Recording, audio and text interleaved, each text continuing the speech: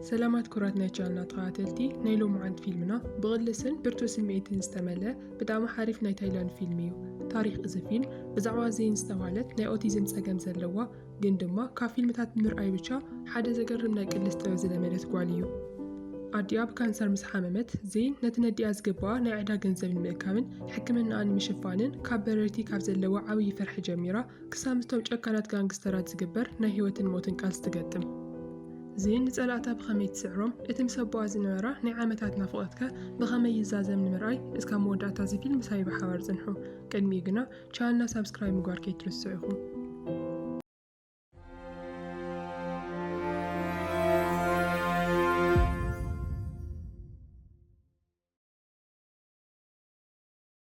تاريخو زجمر ماساشي استواله ناي ياكوزا مراحي مستمغانا انتو زغانا قطر شامونت استواله ناي تايلاند غانغستر كراخبن كالويو إذا قطر شامونت استواله تايلانداوي ناي تازين استوالت بتعم حيال قول أفكاري أيو أبتي زتآمن زينر ركوكعا حادا كابتوم ياكوزا نناي زين ممقبة بتري سبرلا نساون اتزقبرو نقر شلت كيبلت بغطعه رؤسنا بتربيزاتو عامو كتسعر كم زيت قيلون تريو شعو ماساشي نا قطر شامونت بوتا بمنصو يكرتا يحدد اتزنميرم زمدنان مهداخعا جنزو يخفلو بدحرزي اتوم كلتا ناي غانغسترات مراحتي كفالين كلو ماساشين زينن قنا بعيني فاغرو ماساشي حدش ناي ممقب عنزيتي عاديكو يلخلا بدحري دما بستور قبل يتخرخو يجمرو زين نقو نا قطر شامونتنا تملست اسرحت حق زولا كوانتا نيرت لباقنا مس ماساشي خويني ترف حدا ليتقن قطر شامونتا بحابارن كلو يرخو ممو نزين مفتانيلو طيتي توكس نساقنا نتفكرو ماساشي نمكل خاليلا عمونقوم تسلف قطر شامونتا إذا مسراية زين دقيم نماساشين غيتريون مقاليلو كم ناي متحاسة ملكت كيروون نوعلو نتابعتو قريت كسالو قاون السو قادي فوامي خيد بدحريو زين الماساشين أو عاراتن كالو نسا بحوار نحرد أخوينهم سلام كم زي رخو بمنقار ناو جابان نغمل لستلم منو نسوون ولا قادس كيبلو بقو هيسمعما دهرس توسانة جيزي زين تنست مخانات فلتمو كابت قبلن يهيوتن كاو قطر شامونتن نمرحا إلا نحادش بوتا تقعز زين استوالت قول عقوالوون تولد دوكاتر دما زين ناي أوتيزم ساقم سنزلوان فولي كلكن كمزلياني نقروا اتاول عن عبيد كتكيدن كلا عزي قلتف من كسقاسات كمزلوا تري نعمنت زهران هوي بافات حزن نيرا زين كتبساجون كلا دما عديا شوكوليت نهابت تتنعنع زين مسعبيت عديا بزعوا قوالو نماساشي بدودابيك تنقرو توسن قطر شامونتاقن زين مس ماساشي داق ما يركو كمز جمرات مسفلته عزو يحرق بزي عدمه نابت غازوهم بممسا نتا قولعا كارانتاي مقانو تفلتنيخي إنا للي حتى نساكي ملستلو ناوزين تمليسو أزعبت إقرها مساعنكي هيواتكي كم قدمو يكخونانيو دحر موال حانت أزعبت إقرها قرصة إذا خاعة ماساشين نسان كالاي معالت نغير رخو زم حلالفو نايمو ودعتا متنقاطو يخون زين كاو قطر شامونتا نمحاق داق ما كتسدد تقدد اتحز رخبتو غزاقنا أو حدا نايمواي تاي كيك بوكسينج سلطانا زبوها بلو تغاي نيرو اتهات انزنارت زين كا إن عبيت كتخيدن كلا بزحات عنقوتات مكاب تجمر نتوم أبليت مرتزلو تمهارو إنا تعزبتن كلا بتقاوك الاستمارخ نتزرعيتو من قصقاصات دما أو حدا عنزيت النوغعات كتقارحوت فتن حدا معلتي عدي أزين كاسرح كتمتزن كلا مو مستوهالن اشتي ودي أو قدنا ناتوغعات رئمو دنجي ساتلو حيزاتو ناوغزات متزق كمودا جيراون تابعو قابشو عنو دحر اتوم كل التهزانات أو تلفزيون ناي بروسلين ناي توني جان قدلس فيلمتات النار ايو عابيو زين نتي ع فيلمتات زلو كله من قصقاسات بغلطوف تمهارو حدا معلتي موم زين زقارم ناي قلت عفك قلت كم زلوان استداربي إلا نقرقعا كيت أمتتكوا كتحزو كمتخلن يردع بدحرزي زينن مومن بحادا خوينم سوات نواقع شخدر وين كلو نسادما بفنت كتحزو من كلا بمرأي جنزل من إكابيلوم ناقولنا يوزو موم نتمو أزنورو سوات كعصوتات يوم زين دما نفساني من رقاقا شوكوليت ناولعت تتزبه حدا معلتي أبتر إيت النهالو حدا كابتمو أزنورو قجل لغولعو كارانا برأساي درويلا نساقنا بغضبة تحزو كاو اتمرح يوم كتقع خفتن نكلوخعا زين بغليلو تسعرو كالوت كتقع واسفتنون نوعلا تخلاخلت بعلوم نوعلوم كم زواقعو تكبر ناو جزا مستملسو موم كم كان زي مسألو حادقنيا نقرات كتحزوم كم زي بلان كتملت قلوم بشا كم زي اللواني مهرة عاون كاللوقنا موم حادا نقر يستوعل زين كابررت نقرات فرحس لزلوا حادا بالحاد يفتر زغونا حادقنيا نقر نوعا كمت زين كالو بررت نفسات إلو عاويلي يسوعمو نساد ما نختم اللتي نقرا ኣብ መጀመርያ ብዙሕ ይተረዳእ ነይሩ ጸኒሓ እናኸለት ትከድከላ ግን እናተላመደቶ ትመጽእ ሓደ መዓልቲ ኣዲኣ እዚን ሙም ናብ ዜን ካራ ክድርብን ከሎ ትረኽቦ እሞ ንሱ ግና እዚ ንባዕላ ንምክልኻል ከም ዝሕግዛ ይነግራ እቲ ዕላማ ሕዚ ንባዕሎም ምክልኻል ብቻ ዘይኮነስ ነቲ ናይ ኣዲኦም ሕክምና ወጻእታት እውን ንምሽፋን እዩ ኣዲኦም ዚን ብካንሰር ሓሚማ ስለ ዝነበረት ናይ ኬሞቴራፒ ሕክምና ክትጅምር ትግደድ ዜን በቲ ኩነታት ተደናጊራን ከላ ሙም ኣብ ጎደናታት እናወሰደ ይከናኸና ሓደ ለይቲ ኣብ ጎደና እናተፃወቱን ከለዉ እታ ናይ ቁጥር 8 ተኸታሊት ዝነበረት ፐርሲላ ትረኽቦም እሞ ነታ ፍልይቲ ጓል ዜን ተለልያ ብዙሕ ገንዘብ ድማ ትሓድገሎም ግን ድማ እቲ ዝረኸብዎ ገንዘብ ምስቲ ዝድለ ሕክምና ክመጣጠን ኣይከኣለን ዜን ኩሉ ግዜ ናይ ቅልስ ፊልምታት ኣብ ምርኣይ ተጸሚዳን ከላ ሙም ድማ ሓደ ግዜ ዝን ካብቶም ልቓሕ ዝወሰዱላ ሰባት ገንዘብ ክትእክብ ከላ ዝፀሓፈቶ ናይ ዕዳ ደፍተር ይረክብ ሓደ መዓልቲ ዜን ምስ ኣዲኣ ተዋይሳን ከላ ብድንገት እቲ ናይ ኣዲኣ መሸፈኒ ርእሲ ክወድቕን ከሎ ትሪኦ እቲ ሕማም ክሳብ ክንደይ ከም ዝገደደ እውን ትርኢ ዜን ኣዝያ ሰንቢዳ ነዲኣን ንሙምን ክደፍኦም ትጅምር ግን ድማ ጸኒሓ ትረጋጋዕ እሞ ርእሳ ትለጽዮ ሙም ድማ ነቲ ናይ ካንሰር ሕክምና ዝኸውን ገንዘብ ንምርካብ ካብቲ ኣብ ደብተር ዝፀሓፈቶም ሰባት ገንዘብ ክእክቡ ይውስን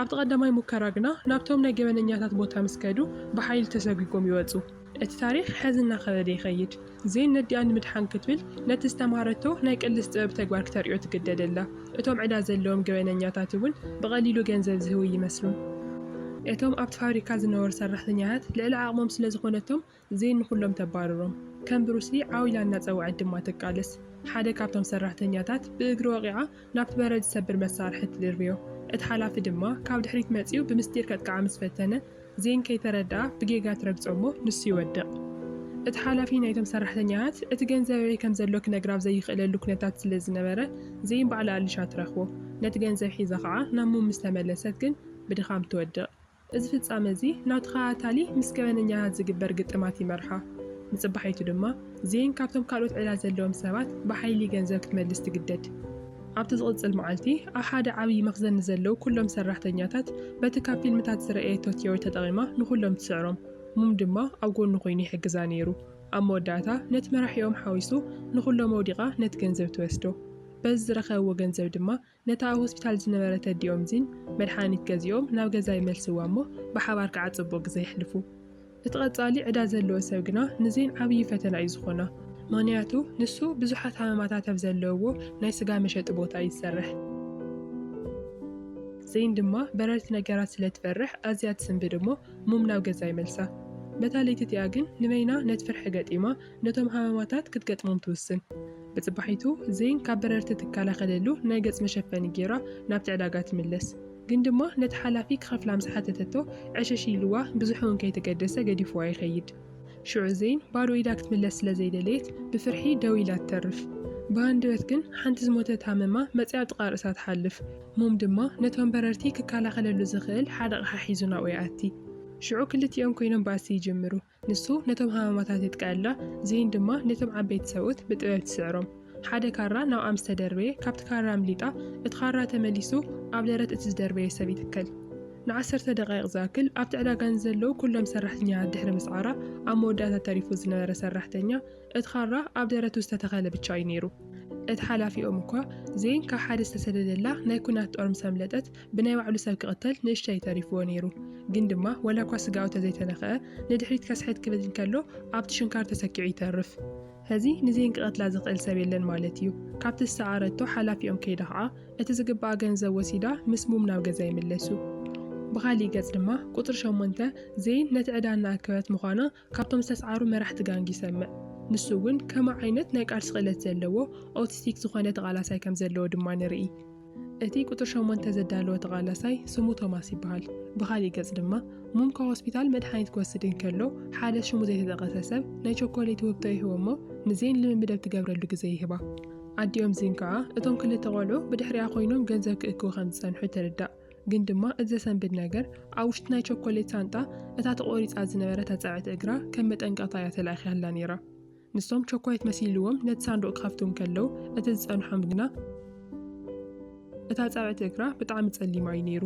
ብጣዕሚ ከዓ ይስንብዱ ሽዑ ቁጥር 8 ሕነ ክፈዱ ምዃኑ ስለ ዝተረድአት ንሙም ናብ ማሳሺ ደብዳቤ ክሰደላ ትልእኾ ፕሪስላ ንሙም ካብ ቤት ጽሕፈት ፖስታ ክወፅእ እንከሎ ሪኣ ተኲሳ ትወቕዖ እቲ ናብ ማሳሺ ክበጽሕ ተሓሲቡ ዝነበረ ደብዳቤ ድማ ንቁጽሪ 8 ሂባ ጸብጻብ ተቐርብ። ንሱ ግን ንዚንን ንማሳሺ ብሓባር ንምጥቃዕ ስለ ዝደለየ እቲ ደብዳቤ ከም ዝሓልፍ ይገብር። ኣብ ማሳሺ እውን ይበጽሕ።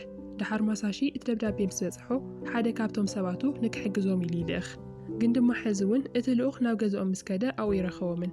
እቲ ማሳሺ ዝለኣኾ ናይ ያኩዛ ኣባል ናብቲ ገዛ ምስ በጽሐ ብናይ ቁጽሪ 8 ሰባት ይኽበብ።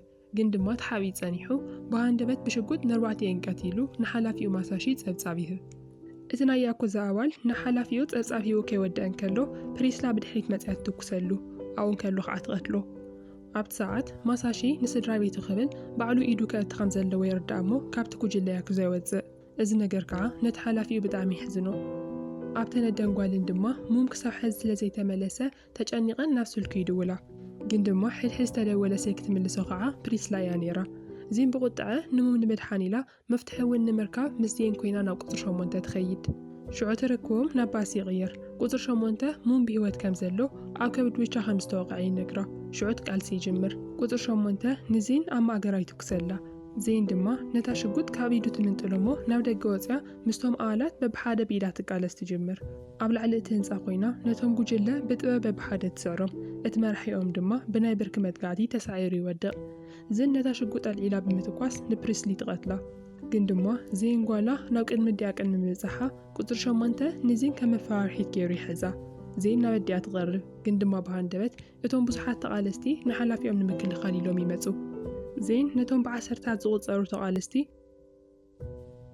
ብብርካን ብኹርናዕ ዒዳን እናውቕዐት ክትቃለሶም ትጅምር። ኣዲኣ ድማ ብቁጽሪ 8 ተታሒዛ እናርአየታ ትጭናቕ። ምንም ነገር ግን ክትገብረላ ኣይከኣለትን። ነቲ ቀዳማይ ዙር ምስ ተዓረት ካልኣይ ዙር ተቓለስቲ ይመጽዋ። ንሳ ግን ክሳብ ሕጂ ካብ ዝተርኣዩ ብሉጻት ምንቅስቓሳት ቅልስ ተጠቒማ ንኹሎም ትስዕሮም። ኣብ መወዳእታ ግን ምስቲ ዘፍርሕ ቶማስ ገጽ ንገጽ ትራኸብ። ቶማስ ካብቲ ልሙድ ዝተፈለየ ናይ ቃላልሳ ስልቲ ስለ ዘለዎ ዜን ንኽትርድኦ የጸግማ። ንሱ ድማ ክዕብልላ ይጅምር። ግን ድማ ዜን ከምቲ ልሙድ ክእለታ ነቲ ናቱ ቅልስ ስልቲ ቀዲሓ ባዕሉ ንባዕሉ ትጥቀመሉ እሞ ኣብ መወዳእታ እውን ትስዕሮ። ቶማስ ምስ ተስዓረ ኣቦኣ ንዜን ማሳሺ ናብቲ ቦታ ይበጽሕ። እቶም ሰይፊ ዝሓዙ ናይ ቁጽሪ 8 ሰባት ከጥቅዕዎ ይፍትኑ እሞ ንሱ ግና ብሽጉጥ እናተኮሰ ከም ሃመማ ናብ መሬት የውድቖም። ድሕሪ እውን ሰይፊ ልዒሉ እናተቓለሰ ናብ ቁጽሪ 8 ይቐርብ። ማሳሺ ናብቲ መራሒ ምስ በጽሐ ዜን እውን ሰይፊ ልዒላ ነፍቃሪኣ ክትሕግዞ ትጅምር።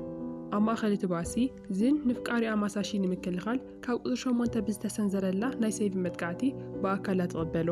እቲ ንማሳሺ ክወግእ ተሓሲቡ ዝነበረ ሰይፊ እውን ናብ ናታ ይኸውን። ዜን ኣዝዩ ከቢድ መጓዕቲ ስለ ዝወረዳ ማሳሺ ብሓደ ኢዱ ሒዝዋ፣ በቲ ካልኣይ ኢዱ ድማ ሰይፊ እናወዛወዘ ብጽላለ ይቃለስ። ንሱ እውን ብዙሕ ይቆስል እሞ ንዜን ካብ ኢዱ የውድቓ። ኣብቲ ሰዓት ዜን ነዲኣ ንምትሳእ ተፅዕር እኳ እንተነበረት ብቁጽሪ 8 ተደፊኣ ንሳ እውን ናብ መሬት ትወድቕ። ንሱ ድማ ንዝንጎቲት ይወስዳ።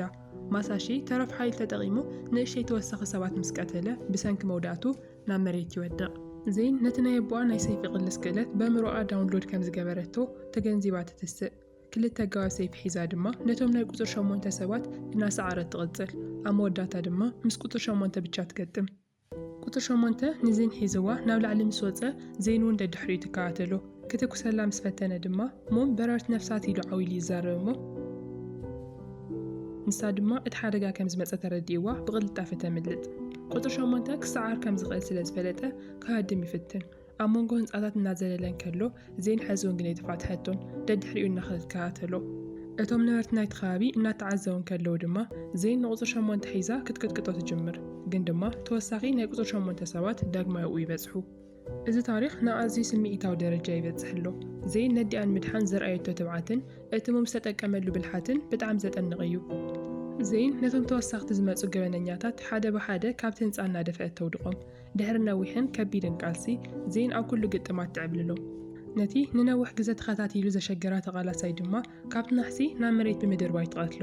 ኣብ መወዳእታ ምስ ቁጽሪ 8 ብቻ ገጽ ንገጽ ተተርፍ እሞ ካብ ሳልሳይ ደርቢ ናብ መሬት ትድርብዮ። ባዕላ እውን ብድሕሪኡ ብምዝላል ክመውት እንከሎ ትዕዘቦ። ብድሕሪ እዚ ዜን ናብ ኣዲኣ ትምለስ። ግን ድማ ኣዲኣ ዜን በቲ ዝፈሳ ዝነበረ ደም ምኽንያት ህይወታ ከም ዝሓለፈ ትርዳእ። ማሳሺ እውን ቆሲሉ ወላ እኳ እንተነበረ ብህይወት ይበጽሕ እሞ ነታ ነዊሕ ዓመታት ተፈልያቶ ዝነበረት ጓሉ የጽናንዓ። ዜን መወዳእታ ነቶም ክትእኮም ዝጸንሐት ብዙሓት ዕንቁታት ናብ ሳንጣ መልያ ተውፅኦ። ኣቦኣ ማሳሺ ድማ ንዓኣን ንሙምን ተረኪቡ ክከናኸኖም ይጅምር። እቲ ፊልም ከዓ ይውዳእ። እዚ ፊልም ብምኽንያት ናይ ዜና ዲኣ ዝሕዝን ወላ እኳ እንተኾነ ግን ድማ ብዓወት ዜን ከዓ ብጣዕሚ ዝድነቕ እዩ። ዜን ኩሉ ፀገማታን ነቲ ንበረት ነፍሳት ዝነበረ ፍርሕን ስዒራ ነዲኣ ከዓ ሕነፈድ ኣላ። ንስኹም ከ ካብዚ ፊልም እንታይ ተማሂርኩም? ሓሳብኩም ኣብ ኮመንት ፀሓፉልና። ኣብ ዝቕፅል ቪድዮ ክሳብ ንራኸብ ቻናልና ሰብስክራይብ ምግባር ከይትርስዑ ኢኹም።